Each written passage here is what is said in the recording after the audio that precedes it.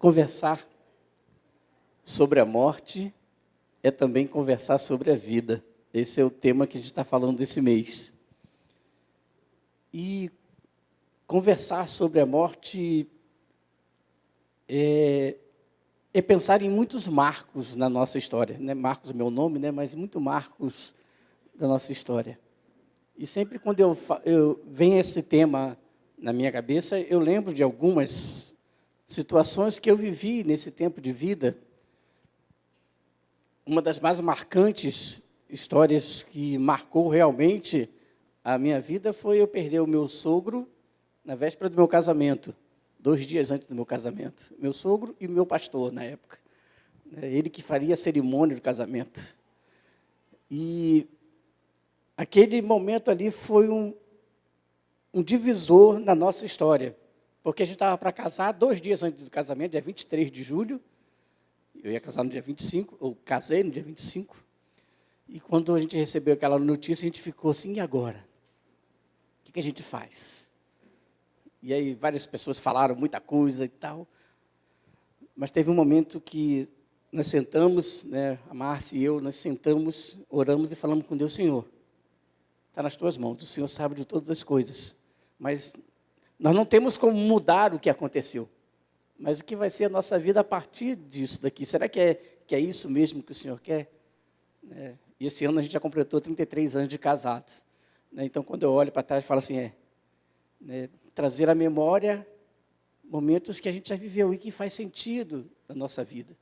E aí, depois, fui para o seminário, estudei para o seminário no Rio de Janeiro, vim parar no Ceará, vim parar aqui na Candeias, e trabalhei durante um bom tempo na Associação Voar, e nesses momentos na Associação Voar, que eu trabalhei mais diretamente, a gente viveu muitos momentos doloridos de morte também. Vários adolescentes que, nesse período que eu estou à frente da associação, que eu fiquei à frente da Associação Voar, nós passamos por muitos momentos doloridos de morte, com adolescentes e pessoas próximas dos nossos adolescentes. E alguns dias atrás, eu estava em um evento com adolescentes. E a gente estava fazendo um acampamento com esses adolescentes, não era vinculado a nenhuma igreja, mas de um projeto. E em uma das palestras, nós pedimos para que eles falassem sobre os sentimentos que estavam no coração deles, naquele momento. E o que a gente queria ouvir daqueles adolescentes era: qual é o sentimento que está no seu coração agora? E foi impressionante ouvir daqueles adolescentes o seguinte depoimento. Qual é o sentimento? Fale 2 sentimentos. E todos eles, absolutamente todos os adolescentes que estavam naquele acampamento disseram: raiva, ódio, medo. Aí o palestrante falou assim: não, mas fala alguma coisa boa. Aí eles pensavam e falavam assim: está aqui. Mas 100% disseram. Teve um que disse: ódio e ódio. Desse jeito mesmo que ele disse: ódio e ódio. É esse o sentimento. Isso, adolescentes. E eu ouvindo aquilo, eu fiquei pensando: o que eu posso falar para adolescentes que estão com esse sentimento, trilhando caminhos de morte? Eu fiquei sentado, uma hora lá no sítio que a gente estava, eu fiquei sentado e olhando aqueles adolescentes, eu falei assim: que palavras nós temos para esses adolescentes como igreja, que possa mudar a realidade desses adolescentes? Então, isso mexeu muito comigo, e quando o Cláudio pediu para que eu estivesse aqui hoje de manhã, imediatamente veio isso. Eu falei assim: mas isso não é morte. Mas depois eu pensei: não, é morte, sim. É morte de uma geração. E nesse tempo todo que a gente está no Voar, um dos momentos mais difíceis que eu vivi nessa história toda nossa do Voar, desde 2013, né, quando a gente chegou aqui em Fortaleza, mas já tinha o período lá em Tauá, mas principalmente aqui em Fortaleza, foi quando eu tive que dar uma palavra num velório de um menino de 15 anos. Ele morreu num confronto com a polícia, envolvido com crime, morreu num confronto com a polícia, e eu tive que dar uma palavra. E o que você fala no velório de um menino de 15 anos? Um menino que eu vi jogar bola nessa quadra aqui, correndo por aqui, brincando com os outros, e de repente você tem que dar uma palavra para a família diante do corpo daquele menino. E eu fiquei pensando a respeito disso, que eu estava ali, diante daquela realidade. E diante daquela realidade, o que fazer para mudar, para tentar amenizar esse problema e evitar que outros possam trilhar o mesmo caminho, ou que possam ter o mesmo fim, como esses meninos que falaram ódio, raiva, medo. O que isso tem a ver com conversar sobre a morte? Porque conversar sobre a morte também é conversar sobre a vida. O pastor acabou de falar. O que a gente faz entre o berço e o caixão? É a vida que a gente viveu. E uma frase do livro que a gente está usando como base, umas referências, da Ana Cláudia Quintana, ela usa uma frase, não no livro, mas numa das palestras, mas está no livro também, que ela diz: quando você não tem nada para fazer na medicina, então você entrega o paciente para o cuidado paliativo. Quando você não tem mais nada para fazer na medicina, então você entrega o paciente para o cuidado paliativo. Aí eu peguei essa frase para tentar trazer para essa nossa realidade, para esses momentos que eu vivi, diversas histórias de perdas tão fortes. E tentei traduzir para a minha realidade, para esse momento, para a nossa vida, para essa reflexão dessa manhã. E pensei, quando você não pode mudar uma realidade, quando a gente não pode mudar uma realidade, a gente entrega o paciente para o cuidado paliativo. Quando a gente não pode mudar uma realidade, o que a gente faz? A gente se esconde? A gente fica quieto? A gente vai culpar? O que a gente faz? Entrega para o paciente, para o cuidado paliativo. E a palavra paliativo, né, como é explicado pela Ana Cláudia, depois eu fui pesquisar para saber se era isso mesmo, né, é cuidado. É um manto. Era aquela capa que os cavaleiros usavam para proteger, né, nas intempéries lá, os cavaleiros medievais. Então, eles usavam aquela capa grossa. Então, esse é o paliativo. E diante de uma realidade de morte muitas vezes iminente, é hora de assumir uma postura de cuidado. E isso não é só sobre os adolescentes, um caso que é a minha experiência, que eu vivi com eles. Não é só simplesmente sobre a vulnerabilidade, mas tem a ver com cuidar de gente. E aí todos nós cuidamos de gente. Porque tem a ver com você, tem a ver com a sua casa, tem a ver com o ambiente que você vive, o contexto que você vive, a realidade que você está.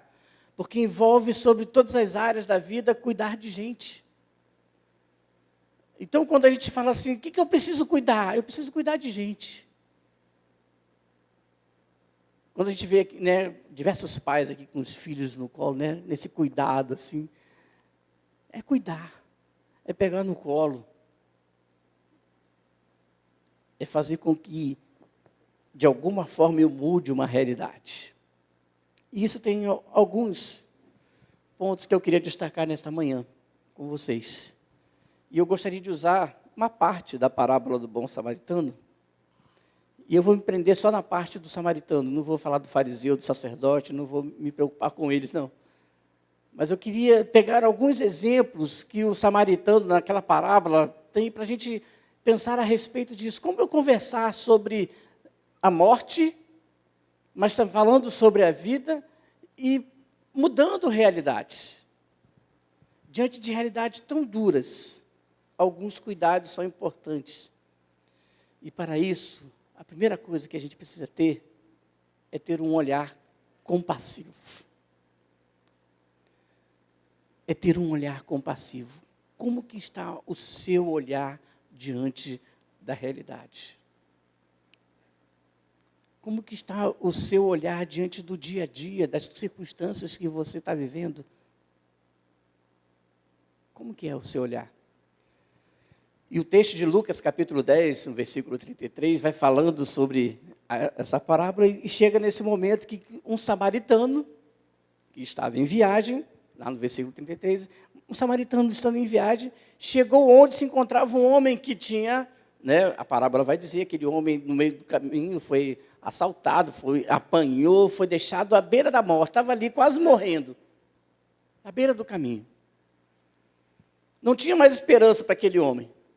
Passou o levita, passou o sacerdote, mas agora passou um samaritano. E chegou onde se encontrava aquele homem. Quando o viu, ele teve piedade dele. Ele poderia muito bem falar assim, eu não tenho nada a ver com isso.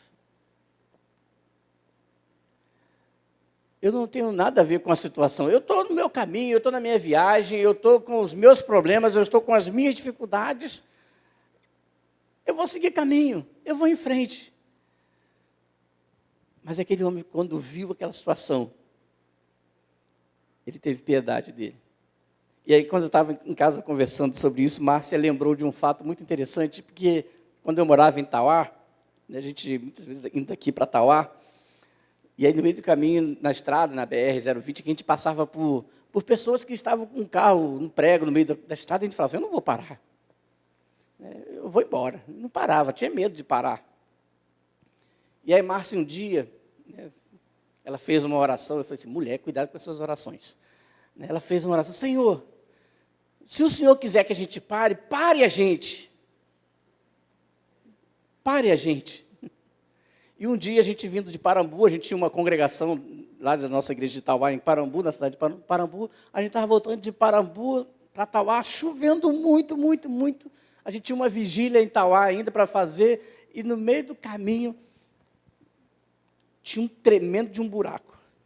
E naquela chuva, eu passei com o meu carro e estourou 2 pneus do meu carro. E quando eu parei logo na frente assim, tinha um outro carro também parado com os 2 pneus estourados. E aí, para a gente sair do prego, não tinha sinal de celular, não tinha nada. Para sair daquele lugar, a gente precisou pegar a roda de um, ainda bem que era o carro da mesma marca, mesmo modelo de carro, mesmo modelo, todos os 2 da Fiat, um Siena. A gente pegou e colocou a roda dos 2 e colocou os pneus que tinham estourado na mala e foi até um borracheiro. E aí a gente conseguiu trocar. Só que naquela família que estava ali, tinha uma senhora que tinha acabado de fazer ponte de safena. E quando a gente chegou, depois que a gente chegou num lugar que estava seguro, e aí que a gente conseguiu ligar para o socorro, e ela foi socorrida, aquela senhora começou a vomitar, como Serena se diz, começou a provocar, botou tudo para fora. Aí foi que ela contou para a gente, eu estava desesperada, morrendo de medo, porque naquele lugar, é um bairro chamado Pau Preto, ninguém gostava de parar ali. Naquele lugar, os caminhões passavam e a gente teve que parar. E eu brincando com a Márcia, falei, Márcia, mas eu não queria parar, então não tem nada a ver com ser compassivo. Eu não queria parar ali para socorrer aquela mulher. Eu não pararia se meu carro não tivesse caído no buraco. Aí ela falou assim, só que eu tinha feito uma oração e pedindo para Deus que Ele parasse a gente quando a gente precisasse. Para que a gente demonstrasse compaixão. Tem vezes que Deus precisa parar a gente, porque a gente não consegue parar. E Deus fala, ei, meu filho, pare aqui, vamos resolver esse problema aqui. Então, nós fomos socorridos, eles foram socorridos, depois a família foi embora, seguiu a viagem deles, a gente chegou até em casa. Mas, meus irmãos, o que eu queria destacar nessa situação do samaritano é a gente começar a olhar para as realidades que estão à nossa volta com um olhar mais compassivo. Não adianta simplesmente a gente viver nessa vida, passar por essa vida, como se a gente só tivesse uma situação de vida para resolver que é a nossa. Mas começar a olhar para o outro com esse olhar. É a capacidade de compreender o estado emocional do outro e agir com compaixão. Uma outra frase da Ana Cláudia Quintana diz que a doença é uma abstração da realidade. Ela está nos livros, está nos microscópios, quase não saiu, ou está nas definições, nas publicações. Mas quando a doença encontra o ser humano, ela produz uma única melodia que se chama sofrimento. As doenças, elas se repetem, mas o sofrimento, ele é único. Nós podemos ter várias pessoas com o mesmo sintoma, ou o mesmo diagnóstico de uma doença, mas o sofrimento de um para o outro vai ser diferente, porque nós somos pessoas, nós somos únicos. E não adianta eu olhar para a minha realidade e falar assim, mas é... Não, gente. Sofrimento é único. A minha realidade, muitas vezes, não tem a ver com a realidade do outro. E por isso que eu preciso ter esse olhar compassivo. E quando eu olho para a realidade, e aí eu cito o caso dos adolescentes, porque foi a minha realidade, mas você pode pensar na sua realidade. Quando eu olho para as realidades, eu posso ver uma doença potencializada. No caso daqueles adolescentes, dor, abandono, o sentimento desde raiva, ódio e medo, é porque também eles são tratados com raiva, com ódio, e são ensinados a ter medo num ambiente de violência. Mas eu preciso ter um olhar compassivo para aqueles que estão sofrendo, aqueles que estão perto. E pode ser por uma enfermidade, pode ser por uma situação financeira, pode ser por um problema no casamento, pode ser por qualquer outro fator. Mas eu preciso entender que nessa minha caminhada, quando eu estou conversando sobre a vida, eu preciso ter um olhar mais compassivo. O samaritano não tinha nada a ver com aquele homem que estava caído lá, mas ele parou e ele teve um olhar. É sempre um olhar compassivo, que faz com que a gente possa caminhar, porque Jesus ensinou isso a gente. E nós somos discípulos de Jesus. Nós somos um movimento aqui na Candense que nós chamamos de caminhante. Nós somos discípulos de Jesus, nós caminhamos com esse Jesus. Então, Jesus, quando ele olhava para a enfermidade, ele curava o enfermo, mas ele estava ali olhando para aquela pessoa. Quando ele estava numa situação de escassez, ele supria a necessidade porque ele estava olhando para a pessoa. Quando ele via falta de dignidade humana, ele restaurava porque ele estava olhando para a pessoa. Sempre com um olhar compassivo, porque foi isso que nós aprendemos com o nosso mestre. Então, quando você tiver a oportunidade de cuidar de alguém que está trilhando um caminho de morte, seja compassivo. Essa é a primeira lição que eu queria destacar com vocês, que eu aprendi com esse samaritano. Mas, diante de realidades duras, alguns cuidados são importantes. Para isso, é preciso que a gente exercite o cuidado. Porque não adianta simplesmente falar assim, não, mas eu tenho compaixão. Mas não colocar isso em prática, é preciso exercitar esse cuidado. E foi isso que o samaritano fez em Lucas capítulo 10, versículo 34, o texto vai dizendo que ele aproximou-se, ele chegou perto, enfaixou-lhe as feridas, derramando nelas vinho e óleo, cuidado, depois colocou-o sobre o seu animal, levou-o para a hospedaria e cuidou dele. Não foi simplesmente ter um olhar compassivo, mas foi falar, não, peraí, eu preciso fazer alguma coisa, eu preciso me aproximar, porque para eu fazer alguma coisa eu preciso estar perto. De alguma forma eu preciso estar perto de alguém. Ele então dá agora o próximo passo, o olhar compassivo, mas exercitar o cuidado. Não adianta somente o olhar, é preciso levar a uma atitude.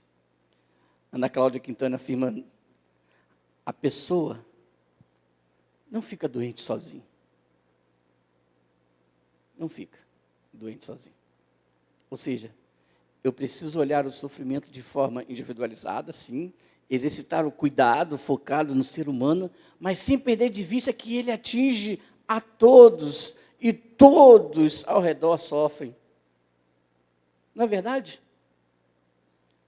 Uma das frases que o pastor Debrando citou domingo passado na mensagem, eu não lembro de quem foi o autor, mas ele citou dizendo que quando a gente descobre uma enfermidade, uma doença, ele se torna um único problema, os outros ficam em segundo plano.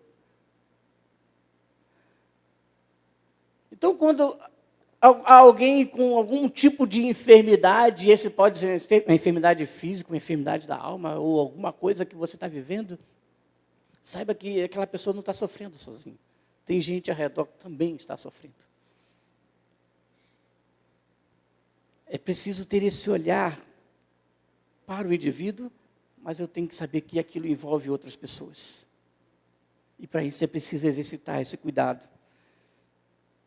Quando um adolescente desse expressa esse sentimento, e eu tive a oportunidade de conversar com alguns deles lá nesse acampamento, sentimento de ódio, de raiva, de medo, tem tudo a ver com um contexto social em torno disso, um contexto de morte daqueles adolescentes, de um adoecimento que precisa ser percebido e analisado, mas não simplesmente dizer nem para um lado nem para o outro. É uma vítima da sociedade. Não é isso que eu estou dizendo. Mas é preciso olhar para aquela realidade e entender que tem todo um contexto em volta. Que chega um menino para dizer: eu tenho ódio. Ódio. É esse o sentimento que eu tenho. Por que ele está passando por isso? E quando a gente começou a conversar, a gente foi percebendo todo um contexto que envolvia isso. Pode ser que você esteja pensando agora de manhã, mas eu não tenho nada a ver com isso. Nem sei quem são. Mas nem está próximo. Ou eu não tenho ninguém próximo de mim que esteja passando por uma situação como essa. Mas, na verdade, essa ilustração é somente, entre aspas, somente uma ilustração. Mas que pode ser encontrado em diversas formas, em diversos contextos, em diversas realidades, em diversos ambientes da nossa sociedade, inclusive dentro de muitas igrejas, de pessoas que estão precisando de cuidado. O samaritano, por sua origem, ele já vivia uma realidade adversa. Né? Pelo simples fato de ele ser um samaritano, naquele contexto, ele já vivia dentro de uma realidade que era diversa. Mas ele estava passando naquele lugar ali e teve um olhar compassivo para aquela situação, daquela realidade completamente adversa, e ele olhou para aquela realidade e falou assim: cara, isso aí tem a ver com o que eu estou vivendo também.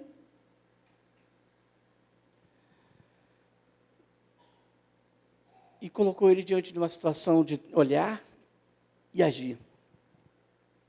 E aquele homem que estava à beira do caminho se tornou alguém próximo dele.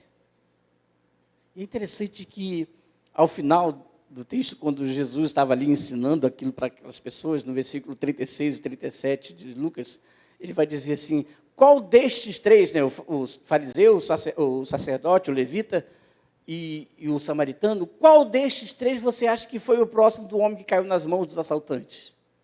Então ele respondeu: aquele que teve misericórdia dele. Respondeu o perito na lei. Jesus lhe disse: vá e faça o mesmo que o samaritano fez. Vá e faça o mesmo. Tenha um olhar de compaixão, mas exercite o cuidado. Eu poderia trazer aqui diversos dados estatísticos aqui para tentar fundamentar os meus argumentos, mas não é minha intenção aqui passar dados e nem fazer um discurso sociopolítico, não é isso. A intenção é refletir sobre realidades que estão à nossa volta, dentro de nossos ambientes de convivência, e a gente se colocar com uma atitude prática de mudar realidades. Mudar realidades.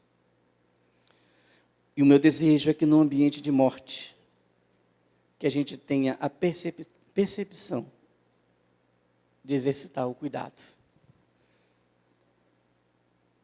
exercitar o cuidado um pelo outro. E aí fala, mas que ambiente de morte é esse? É sobre isso que nós estamos conversando. Conversar sobre a morte é conversar sobre a vida. O terceiro e último destaque que eu queria fazer, diante de realidades duras, alguns cuidados que são importantes.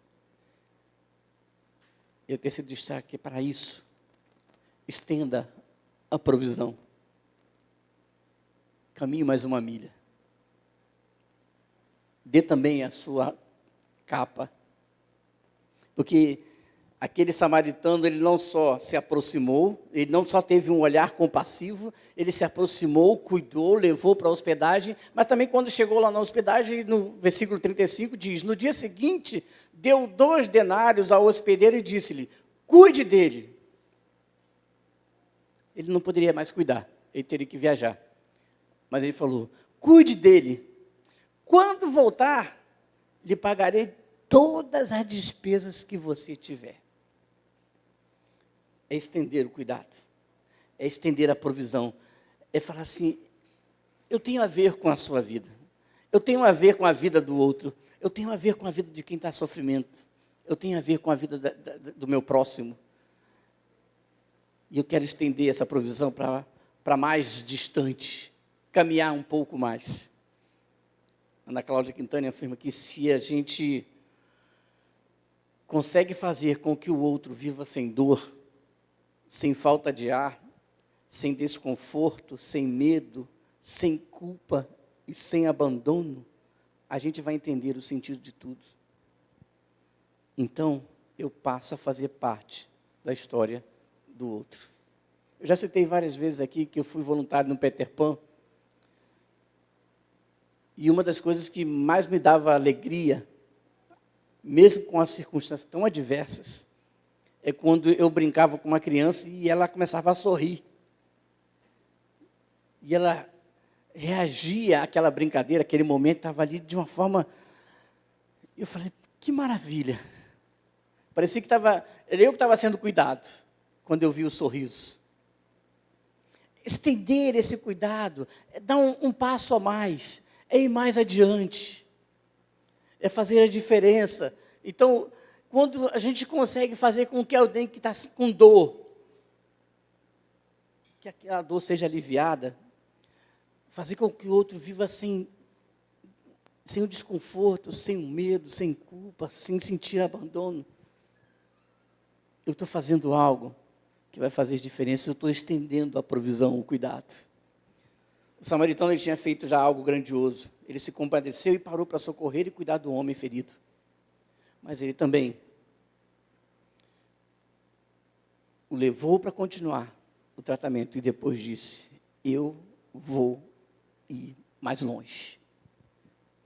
Eu vou deixar o dinheiro aqui para que você cuide dele. Eu não posso, mas você vai cuidar e eu vou deixar o sustento aqui. E você pode continuar cuidando dele, porque quando eu voltar eu pago todas as despesas. É cuidar da provisão, é estender. Mais uma vez, citando a Ana Cláudia Quintana, precisamos aprender a dar valor à vida. A morte não é bonita, a vida sim. Precisamos aprender a dar valor à vida e valorizar a vida das pessoas. Aprender a dar valor à vida é me envolver, é me sentir parte. E quando eu me envolvo em mudança de realidades, eu me torno parte daquilo que Deus me chamou para viver. Quando eu consigo mudar realidades,